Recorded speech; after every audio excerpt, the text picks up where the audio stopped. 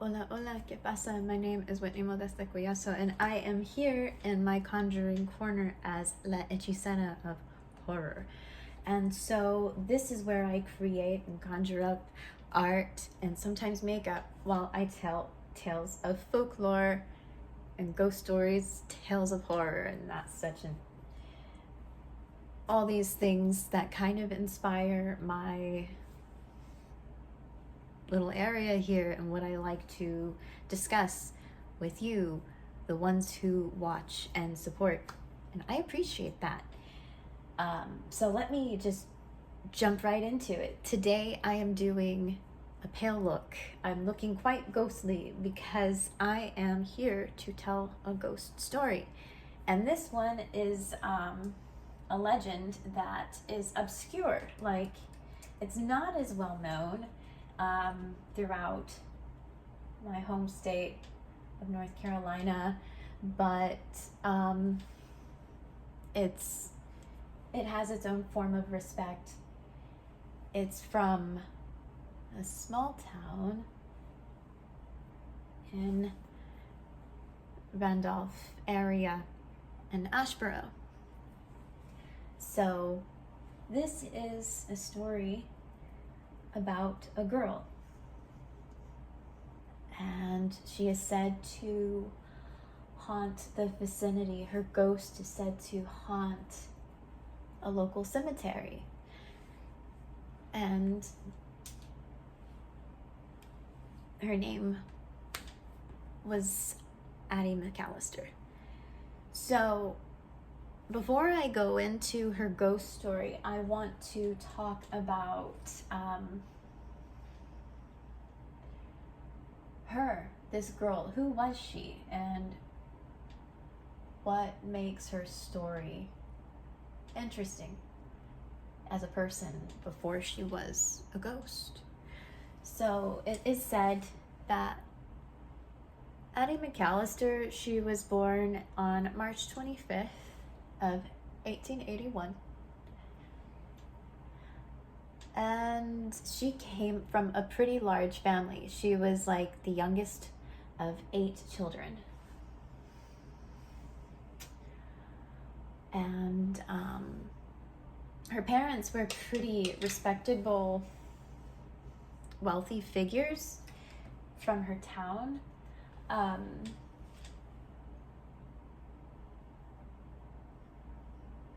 I have another mirror here. Well, I say another because I have one in my corner here. I like to bring this one up front just to kind of get a glimpse of my detail and what I'm trying to do. But anyway, yeah, before I get really involved in this story, I like to try to shadow like my stony look, because where you see I'm doing some contour, and then there will be some shadow of some grays and my eyes. And the makeup I'm using is a water-based makeup.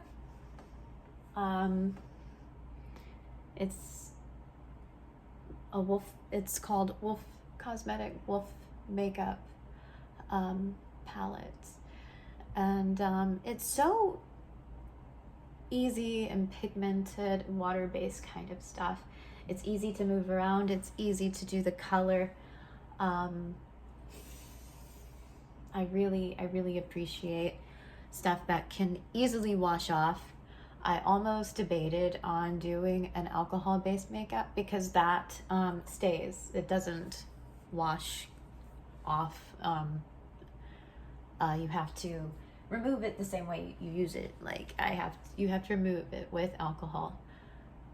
But I'll jump back into talking about Addie and her family. So yes, Addie's family, they were wealthy and prominent in the Asheboro, Randolph area of North Carolina. So her father was a former lieutenant colonel as a Confederate part of the army, and he came from a wealthy Cumberland County-based family. And her mother was, she was from a businessman.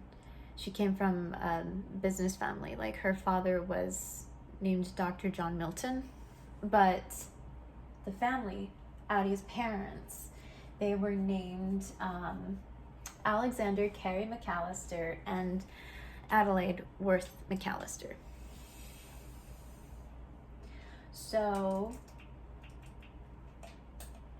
her family looked at Addie, and the people around Addie looked at her as like this gentle soul. And she was a very well-liked, well-respectable girl. And I think I might have done a little too much of this. So here's something I like to do with my makeup. I like to get like these little sea sponge type things, and I'd like to do pigments. And I think I maybe kind of popped a little too much pigment right there, because you see I'm trying to do some contour as well. And I might have made a little bit of a mistake there, because I'm like, I think it's starting to rain here. So anyway, I was hearing a little bit of oh, it's rain. But anyway, let me get back to this.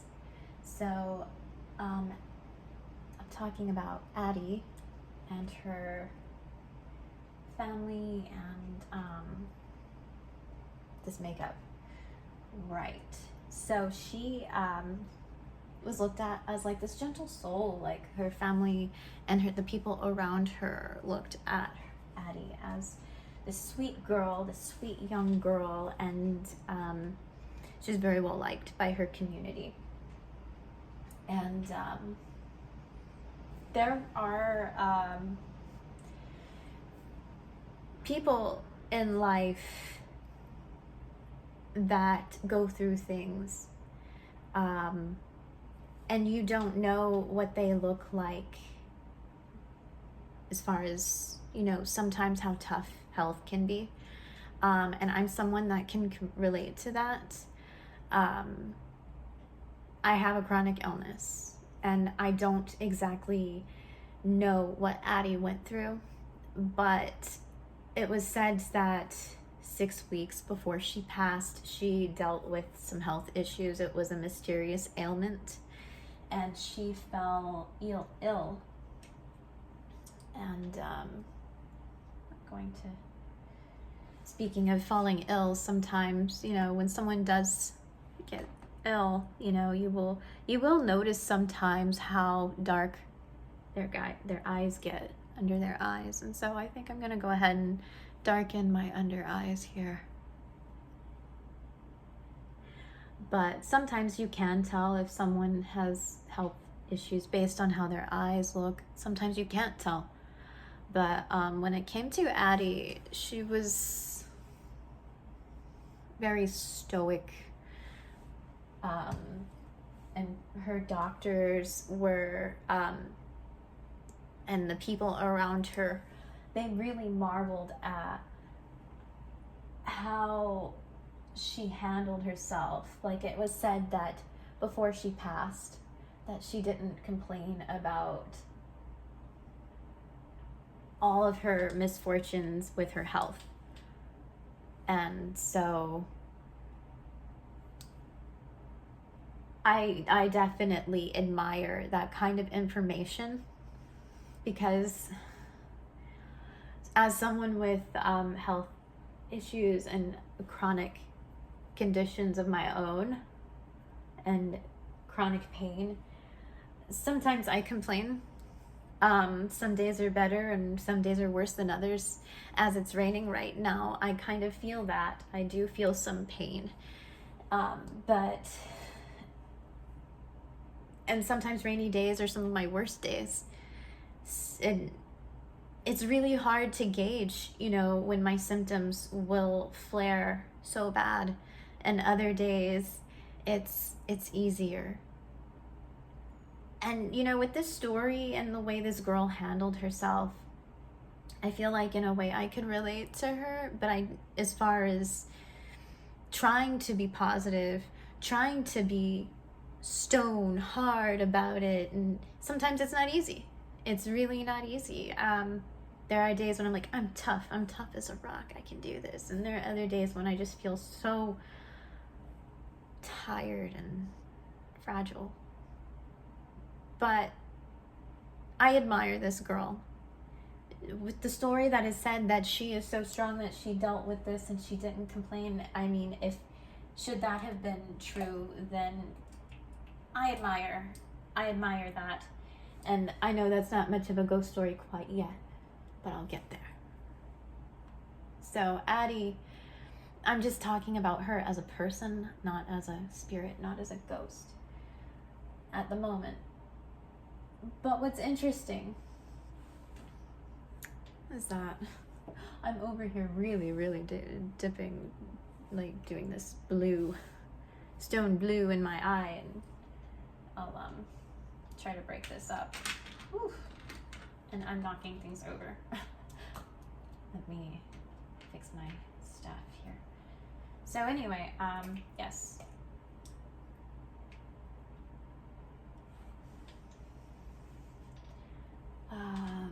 I'm going to darken my eyelids a little bit. I don't know how much I want to, but I may end up feathering out some of the darkness on my brows. We'll see. And then I'll probably take some white and make it pop along my lids.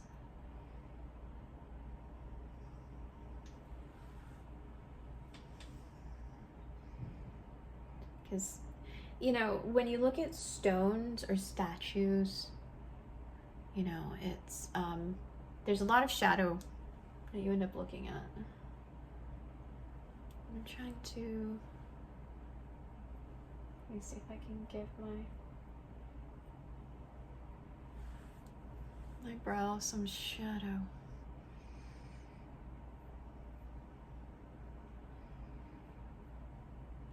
I think I just made my eyebrow a little bit thicker instead of doing the shadow, but I will make it pop. I will,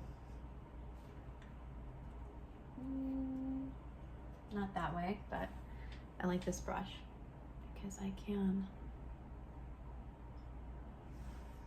There we go.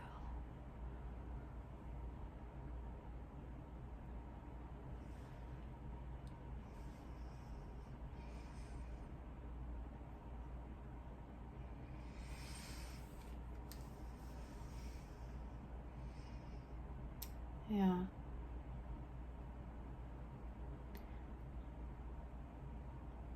So the way I do my sponges,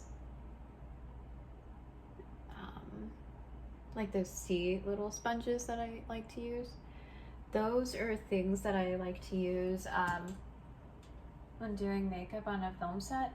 Are these. If I don't use these, then I definitely love to have, like, you know, just regular sponges and pick them so I can get like a consistency of a broken up, so I can do some pigment blending and breakup. But let me get a little bit of white on the dark of the lid, because when stone, they cast kind of like these shadow.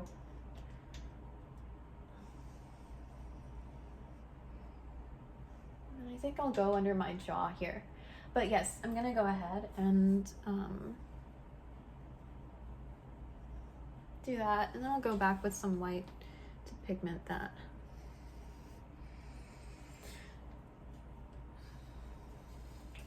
But anyway, yes, getting back to Addie. No, so this girl had some health issues, and yes, 6 weeks before she died, you know, people, her family and her physicians and her community really marveled at how well she handled herself. And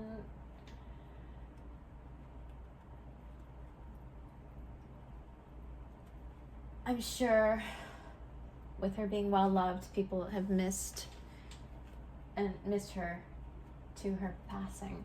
Because I can't imagine how her family had felt losing their youngest. Especially knowing that she suffered. That's tough. I can't imagine that.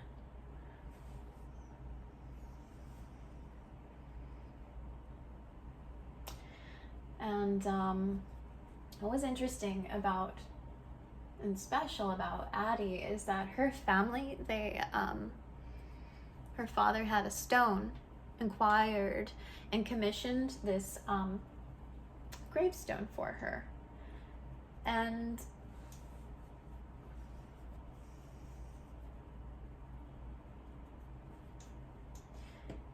he had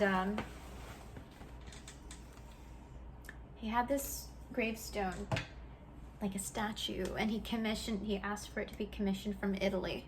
And this kind of statue, it was so unique that it ended up making, evidently it made unique news, that it was mentioned in the Charlotte News of North Carolina, like a newspaper or something like that, to that effect. And so that's because it seemed like not many people of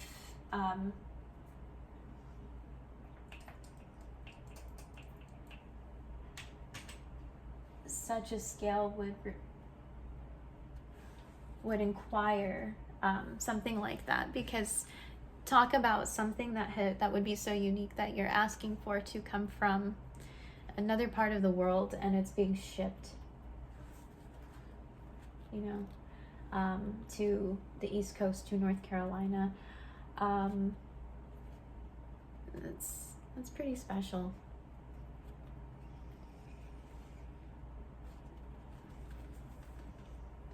So now I'm trying to do a little bit of stone, get some gray stony pigment on my paleness here, because I don't want it all to be completely solid white.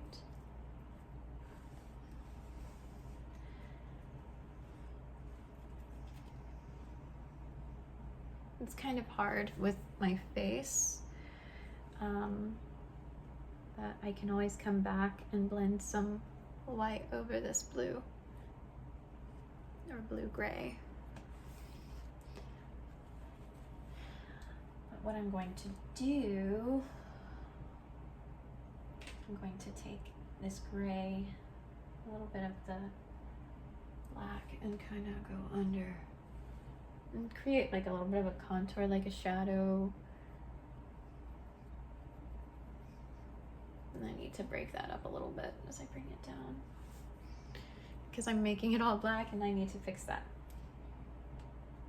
Oh shoot.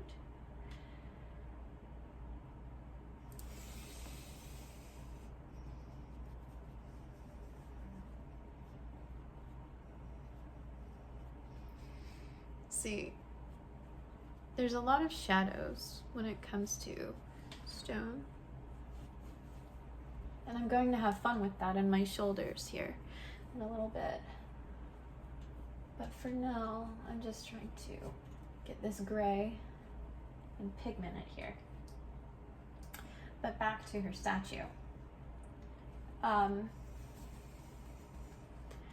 Addie's family and people really took it upon themselves to not only have the statue be created for Addie,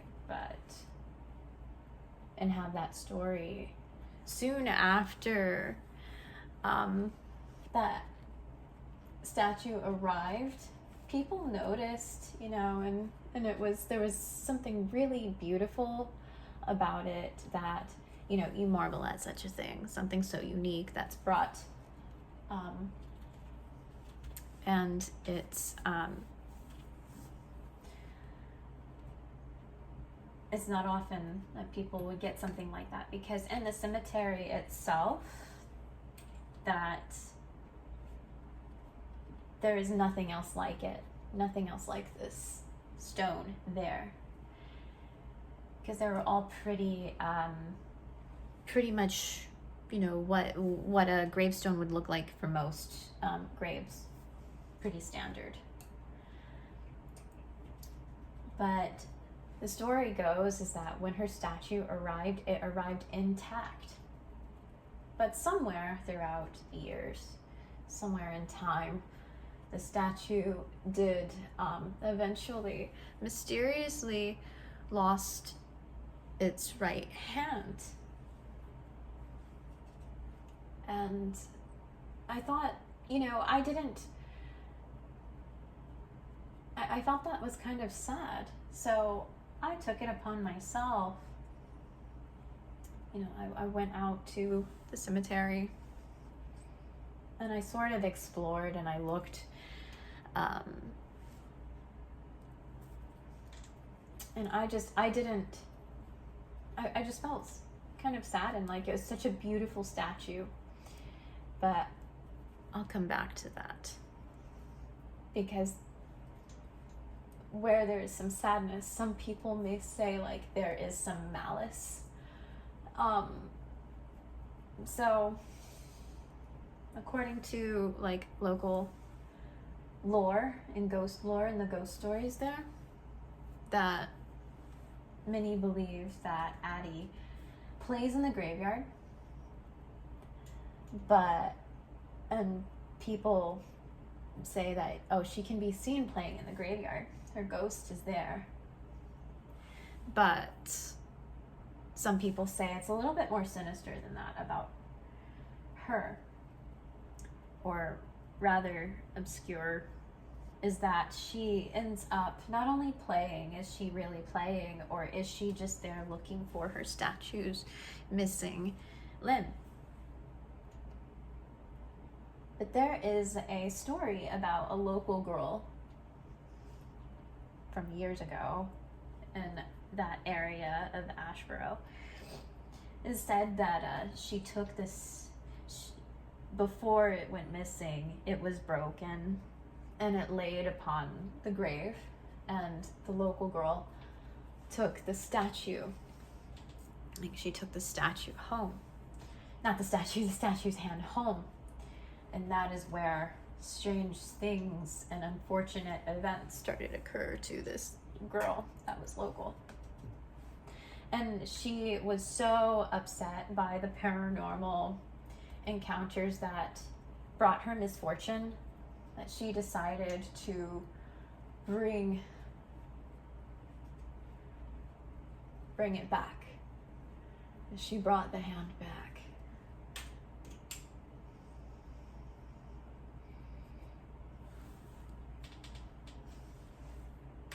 So after she brought the hand back, somehow or another, the hand mysteriously disappeared again. And some would wonder, is that, and have questioned, like, is that Addie? Did she take her hand, her limb, her stone's limb, and did she put it somewhere so it was safe, so it wouldn't be taken and messed with again? Or what happened to it? It's not very well known. These are legends, these are local legends.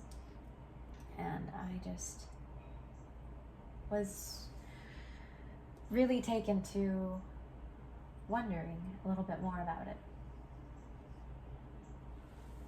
I'm over here trying to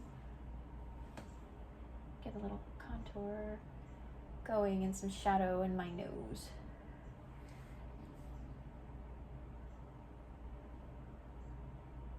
Bear with me here. This is probably unnecessary, but I am going to do this.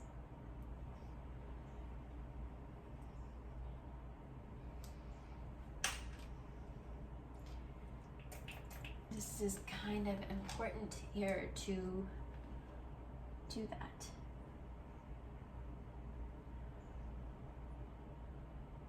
Just to blend. Make sure I get my creases and my shadows where I want them.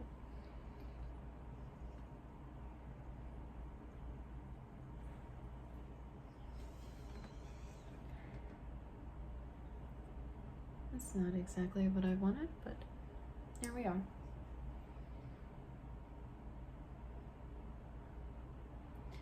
If I were to have done my alcohol-based makeup, it would pigment and stick a little bit differently.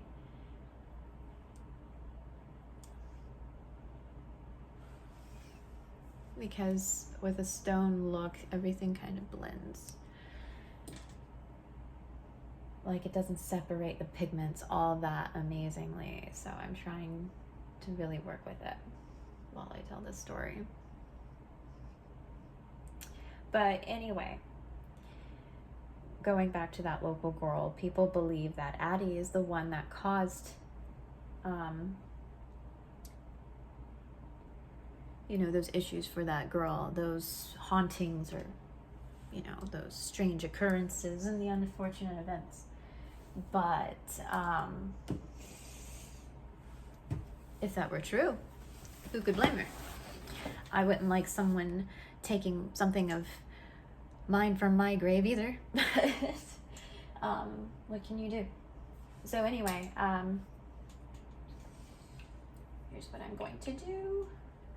Going to take a little bit of gray, a little bit of black on this brush, and I'm going to get in my shoulder here. I'm gonna go. Don't know if I should have done it, but I did it.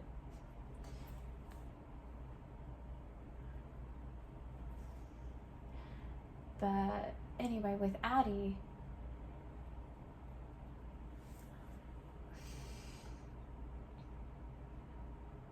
not only do people believe that, some people believe that about her taking it upon herself to cause that kind of misfortune. Other people believe that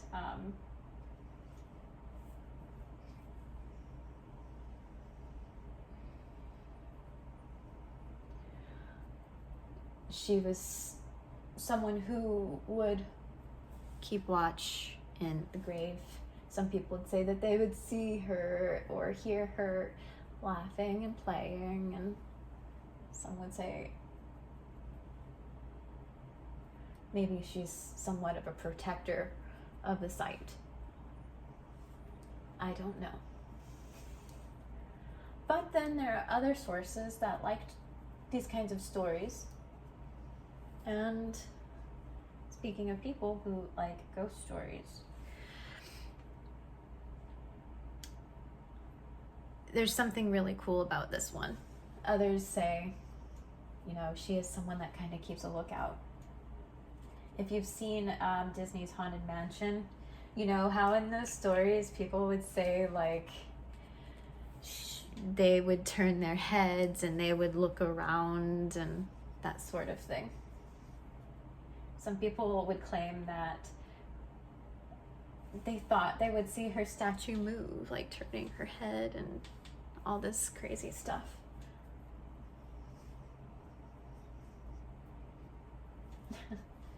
But it looked so lifelike to them.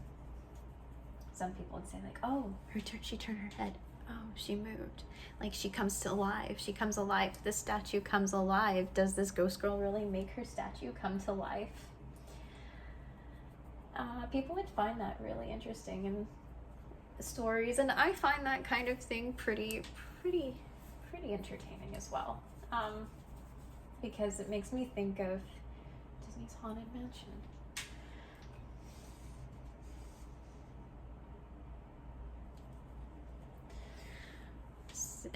This is a little messy, but I'm trying to tell a story and do this at the same time, and it's not exactly easy.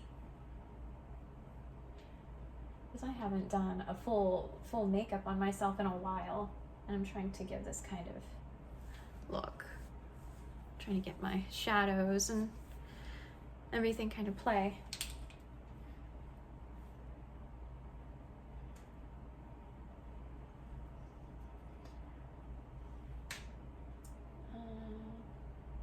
Need to get something to pigment.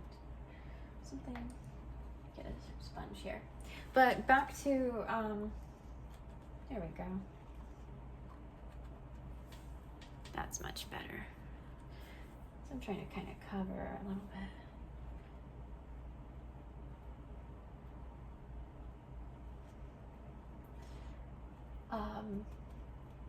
But yeah, so some people would say that, you know, this was one of the most lifelike statues, and this girl would give her own statue life. Pretty cool, pretty intense way to look at it.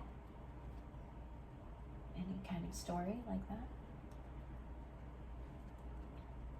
But I did, like I said, I went and I took a look at this statue myself, and I thought it was beautiful. And I thought to myself, you know, I wanted to tell the story. I want to get an experience for it myself. And so I did. And like I said, I was saddened to see that, you know, she wasn't whole. Because the statue looked like this, but imagine not seeing this, you know, not having that. Her hand, the statue. And so I wasn't sure what I wanted to do for this story. I just thought, okay, I want to convey a stone look. I wanted to tell this obscure, almost, of a story.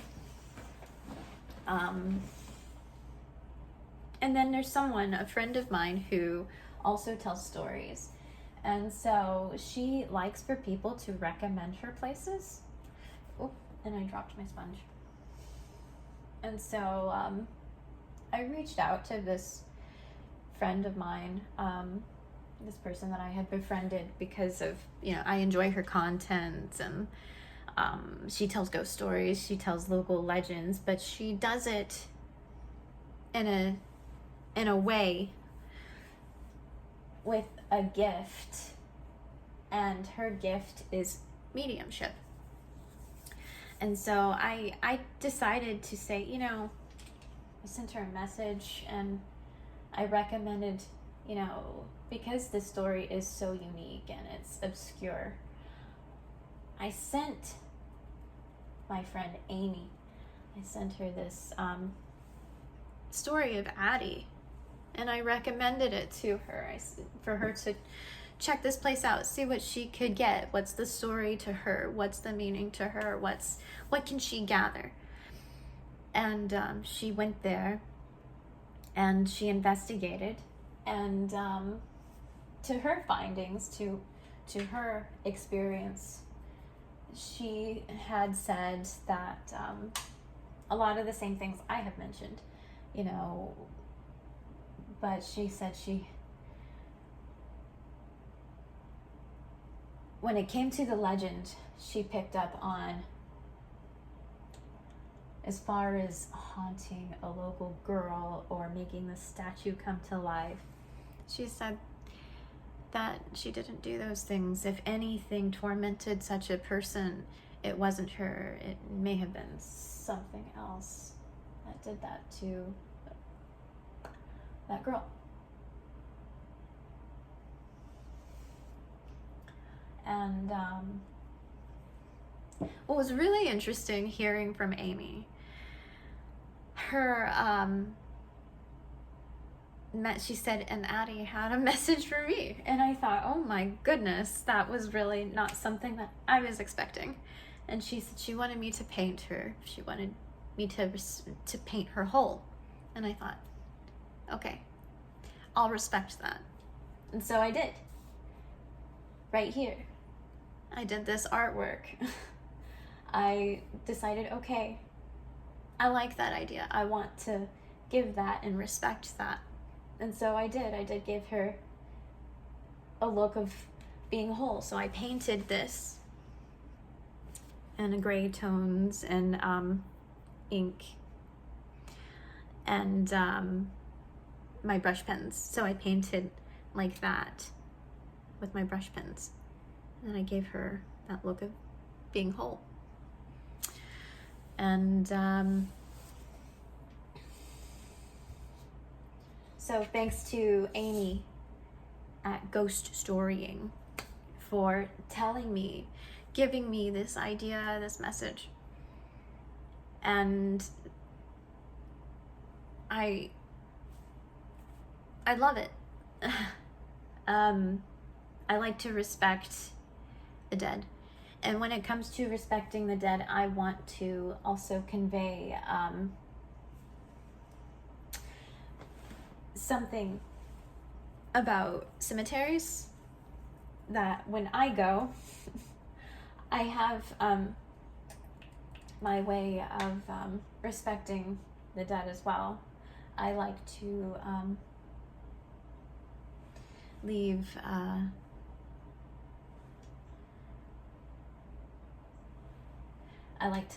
a little bit of an offering. And so when I do that, I like to leave a few coins. And when I did that, I left feeling itchy and uncomfortable because I found out my experience there was really interesting and cool, just to see the statue and get the imagery for the artwork. And I thought, okay, if I'm taking something from this, I'm doing artwork, so I should give back, so I'm going to leave some coins. But upon one of those visits, when I left my coins, I was bitten up by ants. And I had basically an allergic reaction because they came up on my ankle. And that was such a miserable experience. I'm still sort of healing from it. Every now and then I'll still feel an itch. But I want to talk about cemetery etiquette. Like, when you go to a cemetery, please respect the grounds, respect the stones, because these are people's, resting sites. Don't talk ill of the dead. Observe. Respect yourself. Don't do what I did and ignore the grounds, because it can be dangerous. There's critters, there's bugs. I experienced a miserable allergic reaction to fire, ants, or what have you. Watch out for holes. There's safety reasons, to be wary of your surroundings, and because of bugs and insects, and there may be little steeps of little holes so you don't trip and fall. But yes, be respectful and aware of your surroundings for your own safety, but also as I chose to have my way of respecting the dead and visiting these places, definitely try to keep things clean in your mind and heart as you're visiting these places. No matter what you believe, because you're entering, it's almost like respecting a home. Like, how are you going to talk to someone when you enter their home? This is their resting space. So keep your mind in a peace to respect the home of those that are resting there. And don't take from the graves. If, what belongs there belongs there. Like, whether if it's gifts from the loved ones, or flowers, arrangements, little knickknacks, don't take those things. However, I do encourage something that my friend Amy does, and I totally love her for this. When she does her ghost storying, sometimes she will clean up at the sites that she visits, and I love that. I totally respect and I love that. There have been times that I have done that. Just when I have gone on walks to cemeteries and obscure places, I would try to move some debris off of those stones. So if you happen to be caught and grasped by an area and you're walking along these spaces, help them out. Clean it up a little bit, you know? But when it comes to that, yes, respect the spaces, be wary of your surroundings, and, you know, just be cautious. And when it comes to my stone makeup, I would like to do more, but I think I'm going to save that for after this. And you could probably look on my finished photos instead of this video. So I may play with this a little bit more. But until then, I would like to read some comments before I wrap up.